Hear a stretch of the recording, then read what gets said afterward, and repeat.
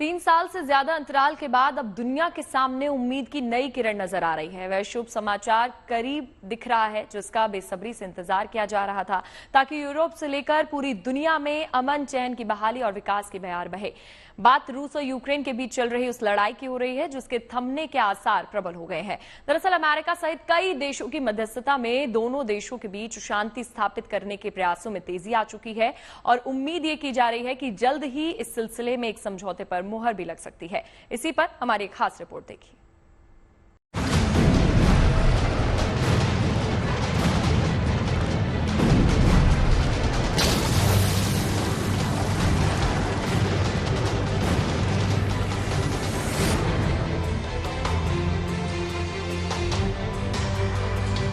Ukraine से रूस और रूस से यूक्रेन की ओर हो रहे मिसाइल की भयानक बमबारी अब थमने वाली है। यूक्रेन और रूस के इलाकों में लड़ाकू विमानों की गड़गड़ाहट अब शांत हो सकती है, क्योंकि रूस और यूक्रेन के बीच पिछले 30 साल से ज्यादा वक्त से जारी जंग अब खत्म होने के कगार पर है। ऐसा लग रहा है कि दोनों देशों की सेनाओं के बीच चल रहा संघर्ष अब समापन की ओर है।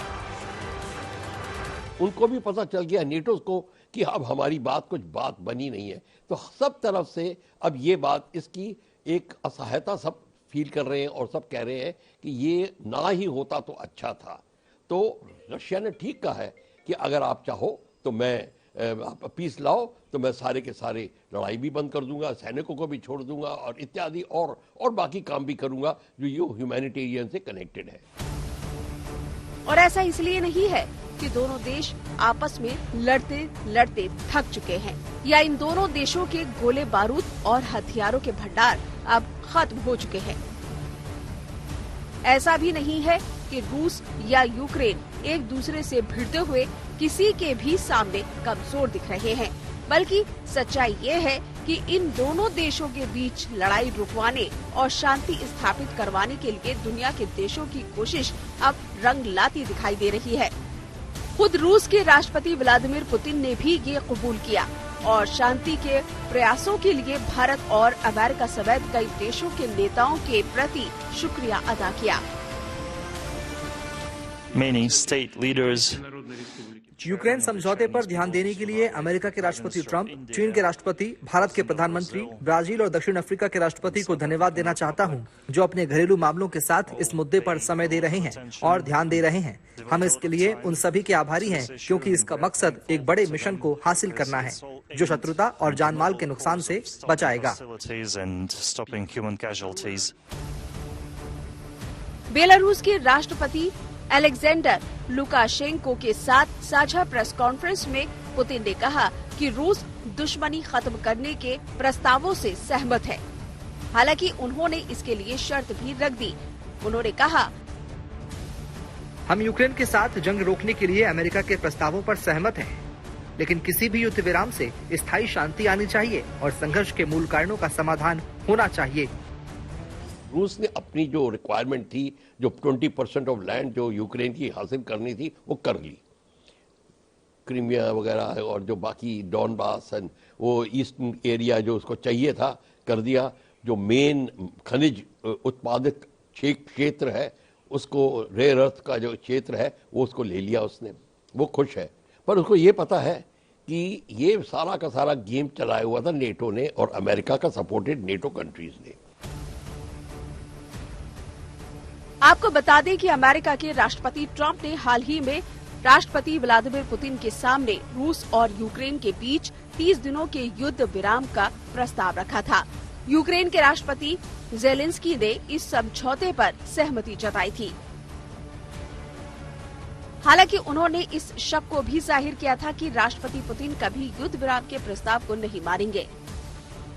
उन्होंने साफ साफ कहा था कि रूस इस प्रस्ताव को किसी न किसी तरह से टालने की कोशिश करेगा। ज़ेलेंस्की ने अपने संबोधन में पुतिन पर तंज कसते हुए कहा, रूस युद्ध विराम के लिए शर्तें लगाता है जिसका मकसद इसे टालना या रोकना ही है। वास्तव में पुतिन राष्ट्रपति ट्रंप के सामने ये कबूल करने से डरते हैं कि वे लड़ाई जारी रखना चाहते हैं, इसलिए वे शर्तों के अड़ंगे लगाते हैं ताकि जब तक संभव हो तब तक युद्ध विराम को टाला जा सके। पुतिन के दिमाग में क्या चल रहा है ये तो असल में वही जानते हैं, लेकिन हकीकत ये भी है कि युद्ध विराम का प्रस्ताव आसानी से कबूल करके वो भी शायद ये नहीं जाहिर करना चाहते कि उन्हें दुनिया कमजोर समझे।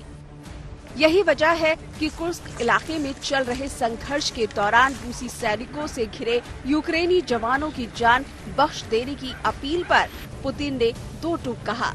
उनके सामने दो ही रास्ते हैं, या तो वो सरेंडर करें या जान दे दें।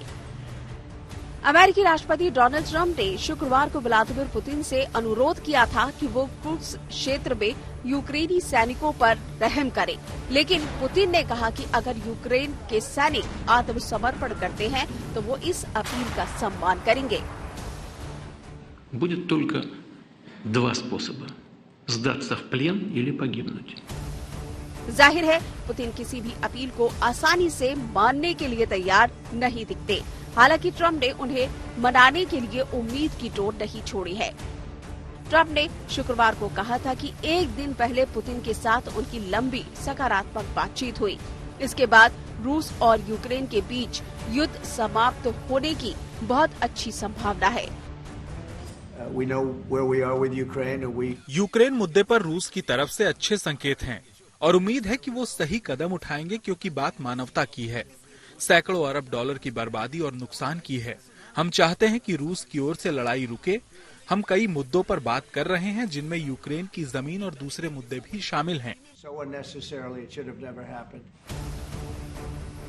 इस बीच रूस और यूक्रेन के बीच युद्ध विराम पर सऊदी अरब में हुई बातचीत के बाद समझौते का एक मसौदा तैयार किया गया है। इसमें इस बात का जिक्र है कि रूस और यूक्रेन के बीच युद्ध कैसे स्थायी रूप से खत्म हो। इसमें दीर्घकालिक सुरक्षा गारंटी भी शामिल है। इस बीच रूस के राष्ट्रपति डोनाल्ड ट्रंप के विशेष दूत स्टीव विटकॉफ ने मॉस्को में रूसी राष्ट्रपति व्लादिमीर पुतिन से मुलाकात की और युद्ध विराम के मसौदे पर चर्चा की। लेकिन खबर है कि रूस ने इसे मानने से पहले अपनी वही शर्त फिर से दोहरा दी है, जिनकी वजह से अभी तक यूक्रेन के साथ इसकी लड़ाई चल रही है। यूक्रेन को नाटो का सदस्य नहीं बनाया जाना, नाटो का पूर्व की ओर विस्तार न होना, यूक्रेन में विदेशी सैनिकों की तैनाती न हो, क्रीमिया और 4 प्रांतों पर रूस की दावेदारी को मान्यता दी जाए, युद्ध के मूल कारणों पर विचार किया जाए। इस सारी गेम के अंदर ये देखा जा रहा था, अमेरिका सबका उल्लू सीधा करने की कोशिश कर रहा था, नेटो अपना फायदा उठाने की कोशिश कर रहे थे, यूक्रेन को अपने नेटो के सपने आ रहे थे और रशिया ने अपना एरिया गेन करना था। तो इस सब सारी इक्वेशन के अंदर इस समय रशिया को जो मिलना था मिल गया है और वो नहीं, वो चाहता है कि अब अगर लड़ाई बंद हो जाए तो वो खुश होगा। रूस ने इससे पहले 2022 में इस्तांबुल में हुई शांति वार्ता में भी यही मुद्दे उठाए थे। तो ये तो तय है कि रूस बिना शर्त युद्ध विराम के करार पर तैयार होने को राजी नहीं है।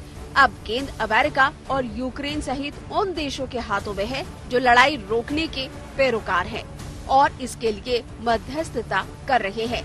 तो ये उन्हीं की जिम्मेदारी है कि दुनिया को इस जंग के भंवर से निकालने के लिए किसी ऐसे समझौते की तैयारी करें जो दोनों पक्षों को समान रूप से कबूल हो।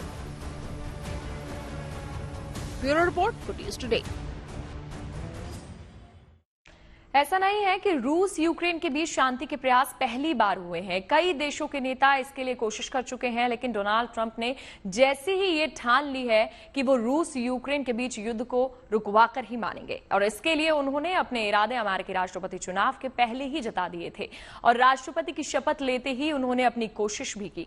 पहले उन्होंने दबाव बनाकर यूक्रेन के राष्ट्रपति को मनाया और अब रूस को 30 दिन के सीज फायर के लिए तैयार करने में लगे हैं।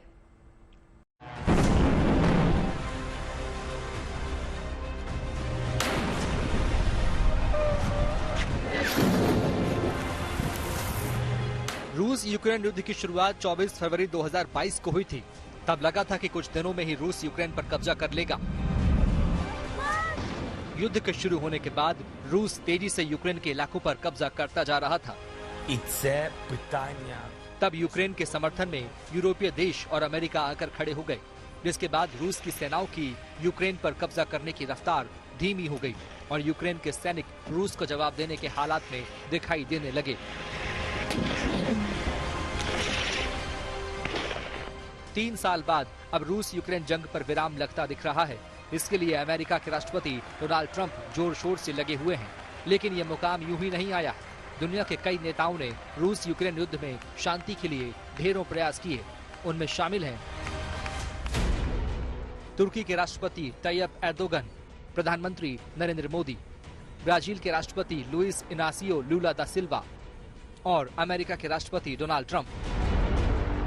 तुर्की के राष्ट्रपति तैयब एर्दोगन और ब्राजील के राष्ट्रपति लुइस इनासियो लूला दा सिल्वा ने भी रूस यूक्रेन युद्ध रुकवाने को लेकर अपने अपने तरह से कोशिश की, लेकिन इसमें सफलता नहीं मिली। तब शांति के लिए भारत ने भी प्रयास किया था।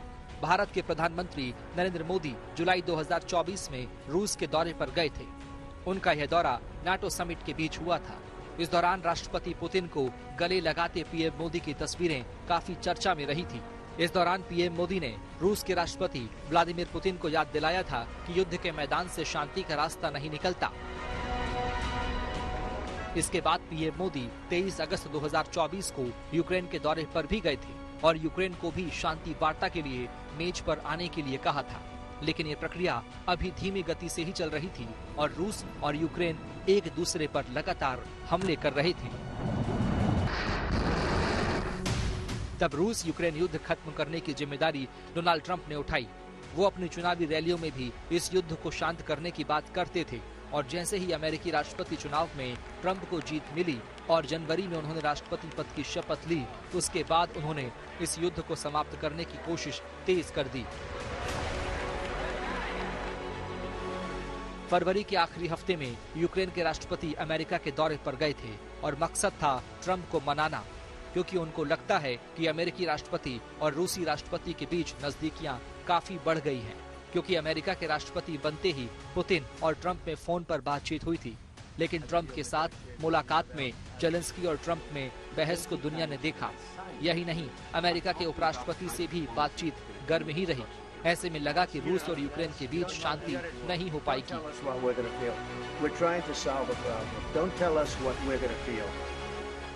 दरअसल ट्रंप यूक्रेन को मदद के बदले में यूक्रेन के खनिजों को लेकर समझौता करना चाहते थे, लेकिन वो डील भी नहीं हो सकी। ट्रंप ने जेलेंस्की को शांति का पक्षधर न होने का आरोप लगाया। हालांकि ट्रंप ने बीते कुछ दिनों में जेलेंस्की को कई बार निशाने पर लिया और उन्हें तानाशाह तक बताया था। यही नहीं, ट्रंप ने यूक्रेन को दी जाने वाली मदद भी रोक दी थी। कुछ दिन पहले रूस और यूक्रेन के बीच जारी जंग को खत्म करने के लिए अमेरिका और रूस के प्रतिनिधियों ने बातचीत की थी। इस बातचीत में यूक्रेन को शामिल नहीं किया गया था, जिसके बाद जेलेंस्की ने ट्रंप पर सवाल उठाए थे और दावा किया था कि ट्रंप गलत सूचनाओं के बीच में है। अब भी अमेरिका की तरफ से कोशिशें जारी थी और उसी का परिणाम रहा सऊदी अरब के जेद्दाह में अमेरिका और यूरोप के मंत्रियों के बीच मुलाकात। इसके बाद यूक्रेन ने अमेरिका के 30 दिन का युद्ध विराम प्रस्ताव स्वीकार कर लिया। इसके बाद शुक्रवार को डोनाल्ड ट्रंप ने रूसी राष्ट्रपति पुतिन से बात की है और उम्मीद है कि रूस भी ट्रंप के साथ इस कोशिश के साथ आ जाएगा कि पुतिन ने पीएम मोदी समेत दुनिया के नेताओं को इसके लिए धन्यवाद भी दिया। Bureau report, good news today. रूस यूक्रेन युद्ध में शांति की कोशिशें जारी हैं, जिसमें अमेरिका और भारत दोनों सक्रिय है। पुतिन ने सीजफायर डील पर सहमति जताई और पीएम मोदी की कोशिशों की सराहना भी की। वहीं बदलते विश्व ऑर्डर में यूरोपीय यूनियन असमंजस है और तो करें क्या। दरअसल रूस अमेरिका साथ आ रहे हैं और यूक्रेन को यूरोपीय यूनियन का साथ है। यूक्रेन अमेरिका को साथ लिए भी नहीं चल सकता और ठीक वैसे ही यूरोपीय यूनियन बिना अमेरिका की मदद के रूस यूक्रेन जंग से पार नहीं पा सकते।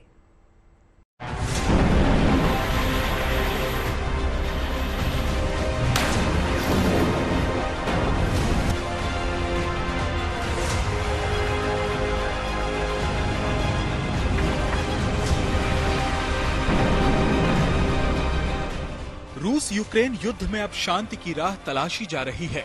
शांति पर बातचीत की कोशिशें जारी हैं और डोनाल्ड ट्रंप की लीडरशिप में अमेरिका इसका अगुवा बना हुआ है। युद्ध के 37 महीनों के बाद यूक्रेन और रूस शांति समझौता करने के लिए तैयार हो गए हैं। पुतिन और ज़ेलेंस्की दोनों की समझौते की शर्तें भी हैं। इन शर्तों पर भी बात होगी। अमेरिका मध्यस्थ बनेगा। रूस और यूक्रेन की शांति सिर्फ इन दो देशों के रिश्तों की बात नहीं है, इनमें बदलते वर्ल्ड ऑर्डर की झलक भी है। जब बाइडेन अमेरिका के राष्ट्रपति थे, तब ऐसा लग रहा था कि रूस और यूक्रेन की जंग विश्व युद्ध की ओर बढ़ रही है। पर अब ट्रंप के आने के बाद से शांति की संभावना दिख रही है। सबसे बड़ा बदलाव रूस और अमेरिका के रिश्तों में दिख रहा है। दोनों एक दूसरे की बातें सुन और समझने की कोशिश कर रहे हैं।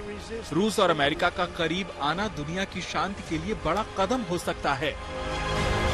जो अमेरिका और रशिया के बीच में नजदीकियां आने की उम्मीद है, तो उससे चीन को थोड़ा सा खतरा महसूस हो सकता है। लेकिन साथ ही हम भी ये भी देखते हैं कि चीन और रशिया के बीच में काफी नजदीकियां हैं।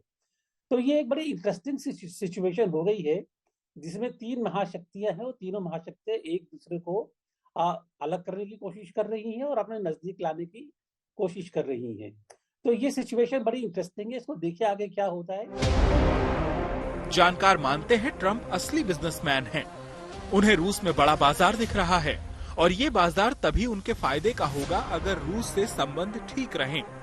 इसका दूसरा फायदा ये है कि अमेरिका को यूरोपीय देशों के ऊपर अपर हैंड मिलेगा। ट्रंप के टैरिफ बढ़ाने के फैसले के बाद अमेरिका के खिलाफ यूरोप की गोलाबंदी शुरू हो गई है। रूस के अमेरिका के करीब जाने से इस गोलाबंदी को काफी हद तक अमेरिका बेअसर कर सकता है।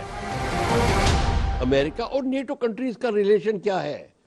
उनका तो प्रॉब्लम वहां चल रही है। फ्रांस अमेरिका, जर्मन अमेरिका और बाकी कंट्री, इटली, बेल्जियम, ये कह रहे हैं कि ये अपने आर्मामेंट बेचने के लिए इन्होंने सारा ये गेम किया, को लोन देने के लिए और आर्मामेंट देने के, ताकि यूक्रेन को इससे पैसे कमाए जाए। और फिर बाकी खनिज पदार्थ, ऑयल सप्लाई, उसकी सारी पॉलिटिक्स चल रही है। तो इस सारी गेम के अंदर ये देखा जा रहा था, अमेरिका सबका उल्लू सीधा करने की कोशिश कर रहा था, नेटो अपना फायदा उठाने की कोशिश कर रहे थे, यूक्रेन को अपने नेटो के सपने आ रहे थे और रशिया ने अपना एरिया गेन करना था। अमेरिका के लिए तीसरा फायदा ये है कि रूस और अमेरिका के बेहतर होते रिश्ते चीन के साथ शक्ति संतुलन में अमेरिका का पलड़ा भारी हो सकता है। चीन ये पहले कह चुका है, अभी कहा है उसने 2 हफ्ते पहले, कि चीन और रूस को कोई भी शक्ति अलग नहीं कर सकती है। रूस ने हालांकि ऐसा कहा नहीं है, लेकिन रूस की भी चीन के ऊपर इकोनॉमिकली डिपेंडेंस काफी ज्यादा है। इसके अलावा अगर हम देखा जाए सामरिक दृष्टि से, तो रूस चीन के ऊपर काफी हद तक डिपेंड करता है आर्कटिक एरिया में शक्ति बढ़ाने के लिए। एक अभी भी समझा जाए तो, अगर देखा जाए तो रूस नहीं समझता है कि अमेरिका उसका बिल्कुल एकदम साथी बन जाएगा। उधर यूक्रेन के राष्ट्रपति ज़ेलेंस्की की व्हाइट हाउस में ट्रंप से मुलाकात में हॉट टॉक से यूरोपियन यूनियन असमंजस में पड़ गया। हालांकि अमेरिका सूत्रों से खबर है कि यूक्रेन के राष्ट्रपति ने अमेरिका से माफी मांग ली है। वहीं ट्रंप और ज़ेलेंस्की की मुलाकात के बाद यूक्रेन के समर्थन में यूरोपीय यूनियन एक साथ आया और अपनी आवाज बुलंद की। लेकिन यूरोप ये भी जानता है कि बिना अमेरिका की मदद के वो रूस यूक्रेन जंग से पार नहीं पा सकता।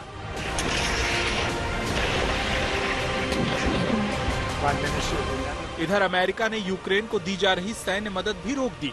ऐसे में सवाल उठे कि क्या यूरोप अकेले रूस को रोक पाएगा? क्या यूरोप की सैन्य ताकत इतनी है कि वो यूक्रेन को सुरक्षा दे सके?